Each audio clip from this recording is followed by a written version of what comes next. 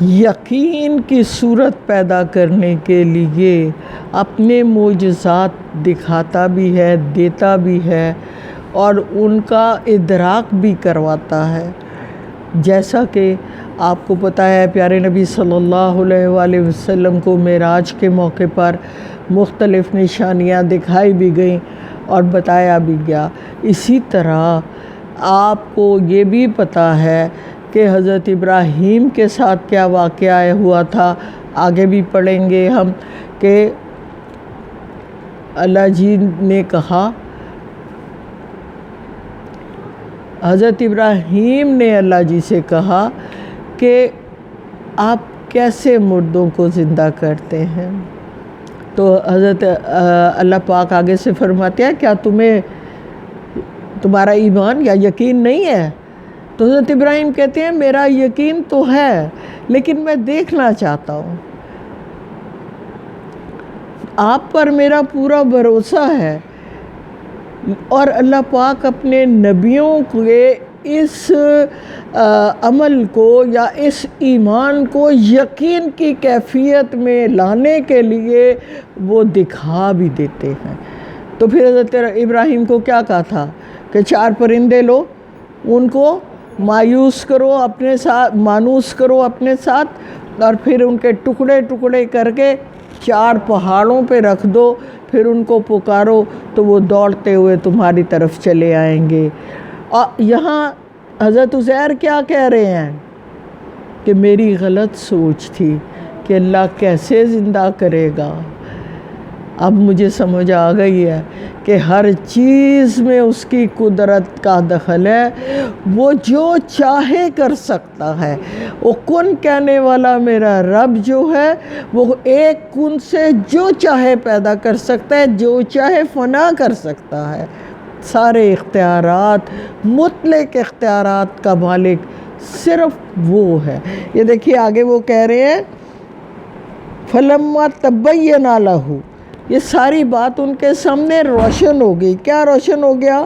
کہ انہوں نے ایک مردہ جسم پر اللہ جی نے ان کے سامنے گوشت چڑھا کر اس کو زندہ کر کے کھڑا کر دیا، گدھے کو۔ اور وہ کہتے ہیں قال عالم، جان لیا میں نے، کیا جانا؟ ان اللہ، بے شک اللہ، علی کل شیء قدیر، ہر چیز پر قدرت رکھنے والا ہے۔ وَإِذْ قَالَ، یہ آگے وہی شروع ہو گیا۔ اچھا، اس میں نا جو ہے نا یروشلم کی تباہی، یہ ہم نے پہلے اس کو ذوالقرنین کے نام سے سورہ الکہف میں پڑھا تھا کہ دوبارہ ذوالقرنین نے سہارا دے کے تو یہ شہر آباد کیا تھا، یروشلم۔ اس کے بعد کہ بابری مسجد کو شہید کر دیا گیا اور پھر ہندوؤں نے یہ مقدمہ لڑا اور ان کو اجازت بھی مل گئی کہ بابری مسجد کی جگہ تم اپنا ٹیمپل بنا لو۔ اب اسرائیلی یہودی یہ چاہ رہے ہیں کہ 70 کی تباہی کے بعد، یعنی یہ کس نے تباہی مچائی تھی؟ ہٹلر نے۔ پہلی جنگ عظیم کے بعد وہ ہٹلر نے تباہی مچائی تھی اور اس نے یہاں تک خرابی کی تھی کہ یہودیوں کو دفنانے کی جگہ نہیں تھی اور اس نے ان کو مشینوں میں ڈال کے ساری ہڈیوں کو گلا کے اور کھاد بنا کے فصلوں میں ڈلوا دیا تھا۔ یہ وہ تباہی تھی، اتنی بربادی تھی۔ اور اب ڈاکٹر اسرار یہ کہتے ہیں کہ اللہ کا یہ وعدہ ہے کہ ایک دفعہ اور انہوں نے برباد ہونا ہے، یہودیوں نے۔ تو اب یہودی پورے ورلڈ میں پھیلے ہوئے ہیں، کوئی ادھر کوئی ادھر کوئی ادھر۔ تو اللہ تعالیٰ شاید ان کو اسی لیے اکٹھا کر رہا ہے اسرائیل میں کہ ایک جگہ اکٹھے ہوں گے تو پھر کوئی ان پر عذاب آئے گا۔ اللہ جانتا ہے بہتر کہ اللہ کی کیا حکمتیں ہیں۔ اور ہٹلر نے کہا تھا کہ میں نے 10% یہودیوں کو چھوڑ دیا تاکہ لوگوں کو پتہ چلے کہ یہ کتنے ظالم ہیں۔ ہاں اچھا یہ مجھے نہیں پتا تھا، تھینک یو۔ ہٹلر نے کہا ہے کہ 10% یہودیوں کو میں نے چھوڑا صرف اس لیے ہے کہ دنیا جانے کہ یہ کس طرح کے لوگ ہیں، کہ کتنے ظالم لوگ ہیں۔ اور وہ آج بھی میں نے آپ کو بتایا بھی تھا کہ ڈاکٹر غلام مرتضیٰ ملک جو ہیں وہ اپنی کتاب میں لکھتے ہیں کہ میری بیٹی کے وہاں بیٹی پیدا ہوئی تو اس نے مریم نام رکھا، تو جو یہودی ڈاکٹر تھی وہ یہودن وہ کہتی ہے نعوذ باللہ ہم نہیں کہہ رہے، اللہ معاف کرنا، کہ آوارہ عورت کا نام تم نے رکھ لیا ہے۔ تو آپ یہ سوچئے نا، ہم کیا کسی کو بھی ایسے کہہ سکتے ہیں؟ ہمارا دین تو اجازت ہی نہیں دیتا کہ ہم کسی کے لیے اس طرح کی بات کریں۔ الحمدللہ الحمدللہ، جتنا اللہ کا شکر کریں اتنا کم ہے کہ اس نے ہمیں مسلمان پیدا کیا اور ہمیں ہدایت پر رکھے۔ ہاں یہ ابھی میں دبئی میں جب گئی ہوئی تھی تو وہ سارا میں دیکھ کے آئی ہوں، ان کی قبریں اور ان کے نشان اور کچھ چیزیں انہوں نے ختم کر لی ہیں، کچھ چیزیں چھوڑی ہوئی ہیں۔ آپ فلسطین میں؟ نہیں، جرمنی میں، جرمنی میں، ہاں اچھا، ہٹلر کا کچھ چیزیں انہوں نے تو تربیت کر لی ہیں، ویسے کا ویسا چھوڑا ہوا ہے لوگوں کے لیے۔ ظاہر ہے نشانیاں اللہ جی خود بنواتے ہیں۔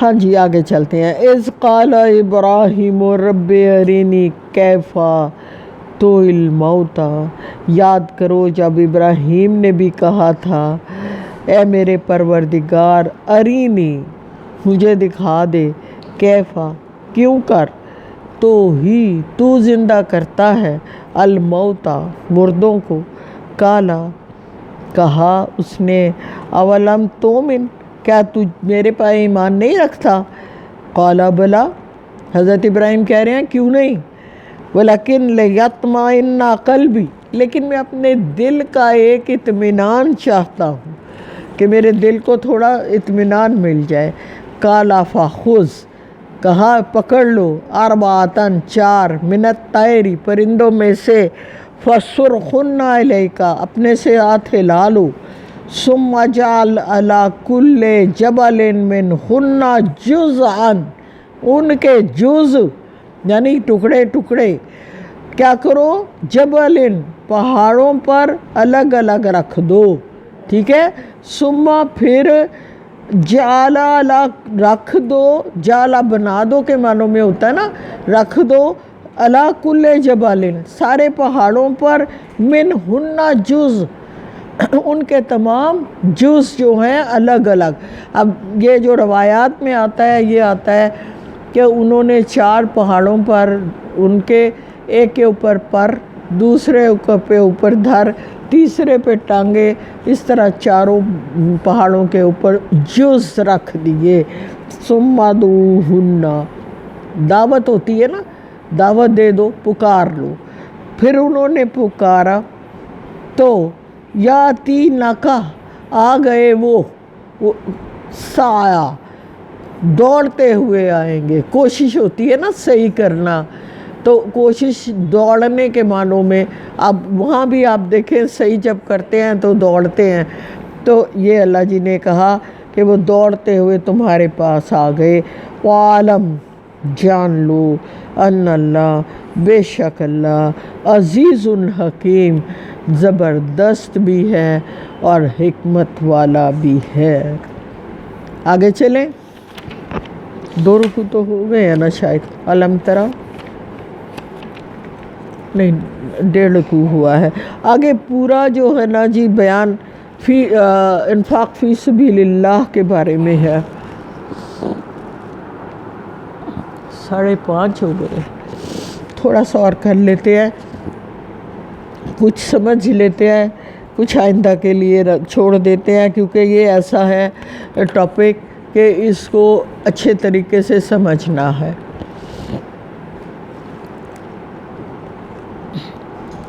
دو چیزیں ہیں اس میں، دیکھیے آپ قرآن پاک میں 2 قسم کے خرچوں کی بات ہوئی ہے۔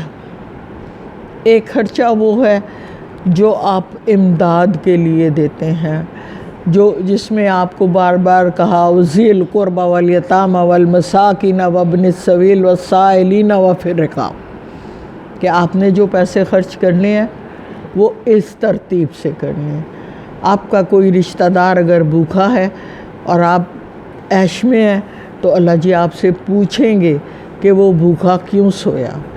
اور یہ ترتیب ہے، یہ زکوٰۃ کے لیے بھی یہی ترتیب ہے کہ آپ نے اپنے مال کو کیسے زکوٰۃ کو خرچ کرنا۔ اس کو ہم خیرات، زکوٰۃ، ایک نیک عمل، اللہ کے حکموں کی پابندی، یہ کہہ سکتے ہیں۔ دوسری اصطلاح ہے انفاق فی سبیل اللہ۔ وہ کیا؟ یہ 2 چیزیں الگ الگ ہو گئی نا، خرچہ تو اس میں بھی ہے اور خرچہ اس میں بھی ہے۔ اس کی کیا فضیلت ہے اور اس کی کیا فضیلت ہے، اس میں اللہ جی نے وہ چیز بتائی ہے ہمیں اس رکوع میں، کہ جو انفاق فی سبیل اللہ ہے وہ اللہ جی اس کو کہتے ہیں یہ مجھے قرض ہے، میرے اوپر قرض ہے، یہ تم نے مجھے قرضہ دیا ہے۔ زکوٰۃ کو نہیں کہتے۔ یاد رکھنے کی بات یہ ہے، زکوٰۃ آپ پر فرض ہے، آپ نے دے دی ہے۔ انفاق فی سبیل اللہ کو قرآن یہ کہتا ہے کہ یہ مجھے قرضہ دیا آپ نے اور میں اس کو 700 گنا تک بڑھا دوں گا، یا پھر اس سے بھی زیادہ، آگے آپ پڑھیں گے ابھی۔ اب بات یہ ہے انفاق کہاں کا خرچہ ہے جو انفاق فی سبیل اللہ ہے، کہاں وہ خرچہ کریں گے ہم کہ ہم اس ضمن میں آ جائیں کہ ہمارا جو خرچہ ہے، وہ جو ہم نے خرچ کیا ہے وہ 700 گنا بڑھ جائے، تو وہ کون سا خرچہ ہے؟ یاد رکھیے، قرآنی تعلیمات پر کیا ہوا خرچہ، دین کی استقامت کے لیے کیا ہوا خرچہ، دین کو نافذ کرنے کے لیے جو خرچہ ہوگا، یہ انفاق فی سبیل اللہ، یہ یاد رکھنے کی بات ہے۔ اور آپ نے یہ یاد رکھنی ہے ہمیشہ، جیسے یہاں آپ بیٹھے ہیں قرآنی تعلیمات سیکھنے کے لیے بیٹھے ہیں، یہاں ہونے والا جو خرچہ ہے، چاہے آپ کریں چاہے جو بھی کریں، یہ انفاق فی سبیل اللہ ہے۔ پنکھا چل رہا ہے، اس کا خرچہ بھی جو ہے یہ انفاق فی سبیل اللہ۔ بتی جل رہی ہے، اس پہ جو خرچہ ہو رہا ہے، جو بھی پے کر رہا ہے، یہ جس کا رب کا وعدہ ہے کہ 700 گنا بڑھا دوں گا، اس کی مثال اللہ پاک دیتا ہے کہ اس کی مثال ایسے ہے جیسے آپ نے بس حبہ، ایک دانہ بویا تھا، اس میں سے ایک پودا نکلا، اس پودے پہ 7 بالیاں بنی اور ہر بالی پر 100 دانے ہیں، اس طرح میں تمہارا انفاق بڑھا دوں گا۔ میری بات کرنے کا مقصد کیا ہے؟ دین کی استقامت کے لیے جہاں آپ کو پیسہ لگانا پڑے، کبھی نہ سمجھیں کہ یہ گھاٹے کا سودا ہے، یہ میرے رب کا وعدہ ہے، اور اللہ لا تخلف المیعاد، اپنے وعدوں کے خلاف نہیں کرتا، وہ جو وعدہ کرتا ہے اس کو پورا کرتا ہے۔ تو یاد رکھیے یہ بات کہ آپ کا کہیں بھی قرآن کے بارے میں خرچہ کیا ہوا آپ کو زندگی میں بھی دے گا، اور آخرت کا وعدہ بھی رب کا ہے کہ میں دونوں جہانوں میں اس میں اضافہ کروں گا۔ اب آ جائیے کتاب۔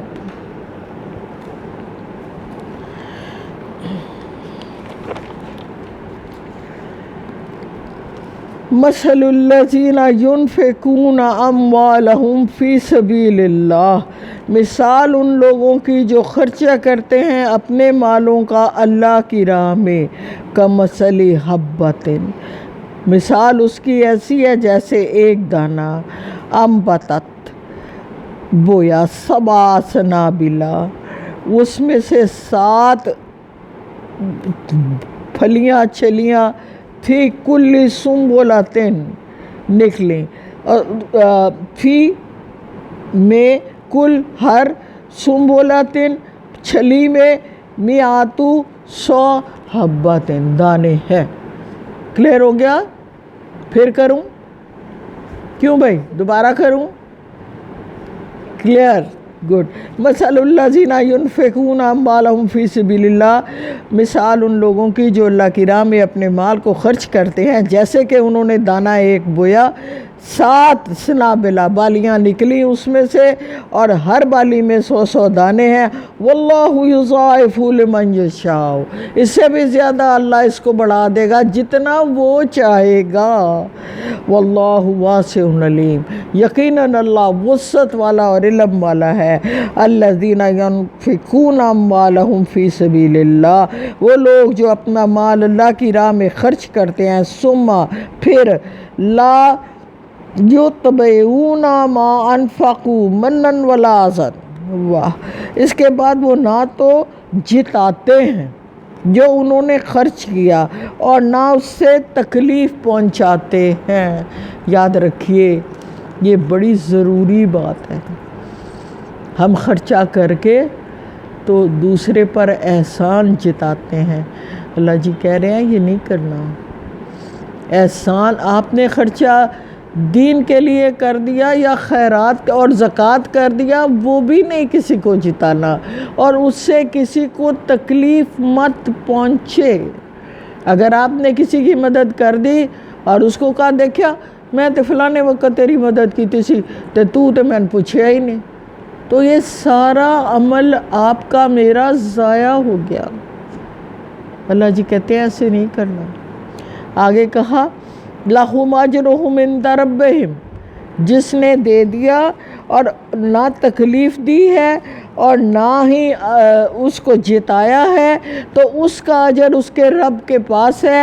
وَلَا خَوْفٌ عَلَيْهِمْ وَلَا هُمْ يَحْزَنُونَ، اس کو نہ کوئی حزن و ملال ہوگا اور نہ ہی کوئی خوف ہوگا۔ کہاں؟ دونوں جہانوں میں۔ کوئی اللہ نے تخصیص نہیں کی کہ آخرت میں دوں گا، یہ نہیں کہا۔ اللہ نے کہا دونوں جہانوں میں خوف و حزن سے وہ پاک ہے۔ قول معروف و مغفرۃ، بھلی بات کہنا اور درگزر کرنا، خیر بہتر ہے، من صدقۃ، اس صدقہ سے، یتبعھا، جس کو جتلا دیا جائے، اذن، یا اذیت دی جائے۔ میں نے فقیر کو 10 روپے پکڑا دیے تو ساتھ میں نے کہہ دیا کم کیوں نہیں کرتا، تو یہ اس کو اذیت دی نا میں نے۔ تو اللہ جی کہتے ہیں یہ نہیں کرنا۔ میں نے کسی کو بھی کوئی کام کہہ دیا اور اس کو جتلا دیا تو اللہ پاک کہتے ہیں تمہارا سارا عمل ضائع ہو گیا۔ ہم یہ اکثر کرتے ہیں، سون بھی نہیں دے تو پیر ساری بیلا ماری جاندے نے، ہوتا ہے نا ایسے۔ میں نہیں کرتی اور لوگوں کو دیکھتی تو ہوں نا، اور ہوتی بھی ہے اس وقت تکلیف کے جب آپ ابھی جا کے لیٹے ہو، ذرا آنکھ لگی ہے تو باہر بیل پہ بیل ہو رہی ہے کہ ہمیں کچھ دے دو، تو ایسے میں ہم الٹ پلٹ لفظ منہ سے نکال دیتے ہیں، تو وہ نہیں نکالنا چاہیے۔ اللہ جی نے منع کیا، وہ نہیں نکالنے۔ اچھی بات کہہ دینا اور درگزر کرنا اس صدقے سے بہتر ہے جو دے کے تم جتاؤ اور اذیت دو کسی سے، یعنی اس کو صدقہ نہ دیتے، کہہ دیتے بھائی جا معاف کر، اللہ بھلا کرے، تو یہ بہتر تھا بجائے اس کے کہ تم نے اس کو صدقہ بھی دے دیا اور ساتھ اس کو اذیت بھی دی۔ واللہ غنی حلیم، اللہ تعالیٰ غنی اور حلم والا ہے، حلیم ہے، رحیم ہے۔ یا ایھا الذین آمنوا، اے صاحب ایمان لوگو، لا تبطلوا صدقاتکم بالمن والعذا، اے صاحب صدقات کو باطل نہ کر لو، ضائع نہ کر لو، تبطلوا صدقاتکم، اپنے صدقات کو کیا کر کے، والعذا، اذیت بخش کے، لوگوں کو اذیت دے کے اپنے صدقات کو ضائع مت کرو۔ کالذی ينفق مالہ رئاء الناس، اس شخص کی طرح جو خرچہ کرتا ہے لوگوں کو دکھانے، رئاء الناس، لوگوں کو دکھانے کی خاطر۔ گویا اللہ جی دوسرے لفظوں میں کیا کہہ رہے ہیں، جس نے دکھانے کے لیے خرچہ کیا اس نے بھی اپنا نیک عمل ضائع کر دیا۔ ہم دیکھتے ہیں، دیکھیے نیتوں پر انحصار ہوتا ہے ان باتوں کا۔ بعض اوقات آپ نیت یہ کرتے ہیں کہ میں نے اس کو بتایا ہے کہ میں یہ کر رہی ہوں تاکہ یہ بھی کر لے، تو یہ نیت بہتر ہے بجائے اس کے کہ آپ اس کو اس طرح کہ میرا نام ہوگا کہ میں بڑی سخی ہوں، تو یہ نیت غلط ہے، یہ نہیں ہونی چاہیے۔ وَلَا يُؤْمِنُ بِاللَّهِ وَالْيَوْمِ الْآخِرِ، کیا وہ ایمان نہیں رکھتے اللہ پر اور روز آخرت پر؟ یعنی آپ دنیا کو دکھا کے اس سے چاہ رہے ہو پر اس کی تشہیر، تو کیا تمہیں ایمان نہیں ہے کہ اللہ روز قیامت آپ کو یہ لوٹا دے گا؟ یہ اللہ کا وعدہ ہے۔ آگے کہا فَمَثَلُهُ كَمَثَلِ صَفْوَانٍ عَلَيْهِ تُرَابٌ۔ یہ ٹائم دیکھیں کیا ہو گیا ذرا سامنے، 6:45 ہو گئے، بس یہیں تک رہنے دیجئے۔ یہ 224 آیت سے انشاءاللہ آئندہ کریں گے، کیونکہ یہ آگے لمبا ہو جائے گا تو ٹائم تھوڑا ہے ہمارے پاس۔ وآخر دعوانا ان الحمدللہ رب العالمین۔ اللہ جی قبول و منظور فرمانا، سب کا آنا جانا۔